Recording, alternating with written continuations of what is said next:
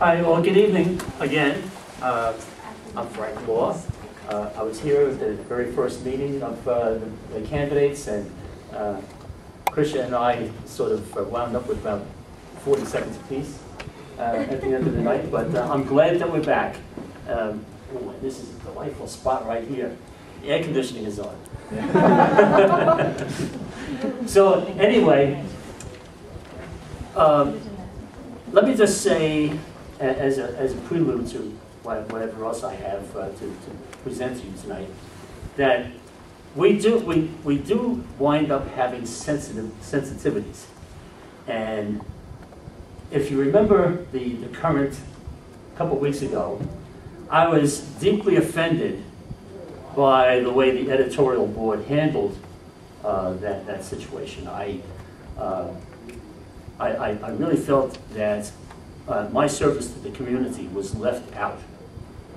So I put together a list of some of the things that I feel are important to be a candidate and hopefully as a councilman for the town of Blacksburg. I have more than a clue of the council's operation because since 2001 I have been a frequent observer in person of the council operation, the Planning Commission in Blacksburg, and for the past 5 years, or almost 5 years, I've been a planning commissioner in the county.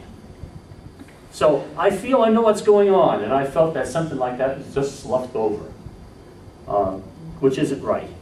I observed the public process, and I have made contributions to it.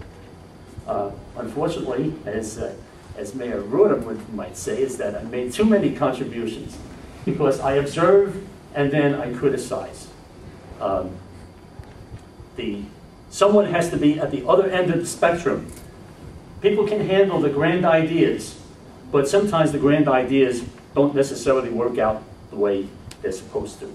And that's my job, and I have done it consistently. Take, for instance, affordable housing. The town has always talked about affordable housing, but where do they wind up putting it? In places that are, almost out of town. Now, what good is it if you get a house that you consider affordable, and then the family, the small starter family that moves in there, winds up not having one car, but needing two? So where's the affordability? You gotta consider putting affordable housing somewhere along the bus line so that people can make their way, save money, and expand themselves. Because let's face it, the affordable housing is supposed to get you started. There's been talk here about the downtown master plan. Now, the first one was put out in 2001. And at that time, I raised the issue because they were talking about closing College Avenue. I said, how do you get back to Squires? How do you service all the businesses that are down here if you close off College Avenue?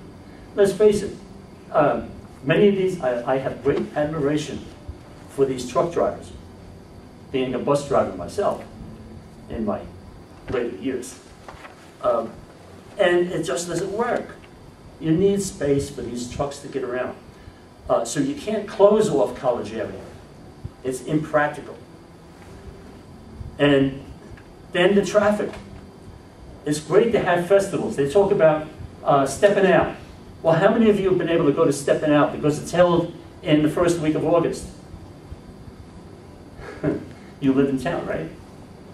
Okay, but if you were a student who would go home to a job that you have elsewhere, or anything else you're doing during the summer, you don't get to see stepping out.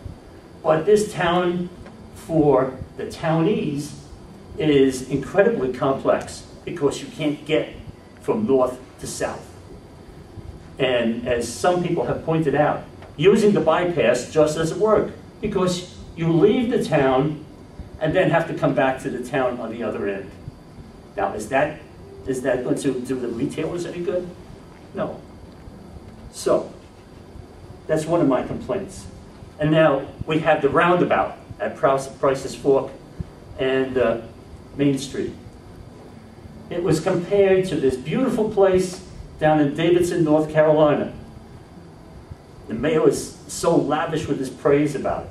I went there personally. I spent the day observing that traffic pattern down there. First of all, Davidson College, 700 students. Total population, 9,000. And the students live on campus. Where is the comparison? That place is going to be chaos. The first time we have move-in, first time we have a football game, and all the subsequent games, even the basketball game is probably going to be chaos. And then the inevitable moving out. The place is going to be a madhouse. We've gotten a concession where the town has agreed to put in the conduits, the electrical conduits, for the traffic lights when they discover they need traffic lights. So what's the point of that roundabout? The state of VDOT says they eliminate left-hand turns. And that makes things safer. Okay, it may make it safer for the automobile, but what about the pedestrian? What about the bicyclist? At the animation that VDOT presented to the town, not one pedestrian in that animation tried it. Not one bicyclist tried it. So in other words, they were conceding that the plan had serious flaws. And the serious flaw is based on you guys. How are you going to get around here on foot? How are you going to get around on bicycle? It ain't going to work. One of the things that the town tried to do was to stop the SmartWay bus. Roanoke had some grand scheme that they were going to steal our water. And that's the reason why they were going to turn it down, until I got involved with an email survey and presented the details to the council. Everybody wanted the SmartWay bus. So inevitably, they said, okay. And the first 2 years were free. First 2 years are free. That Blacksburg wouldn't even have to put up a nickel. And they were about to turn it down. So these are some of the things that I have seen, I have complained about, and I want to just point out one last thing.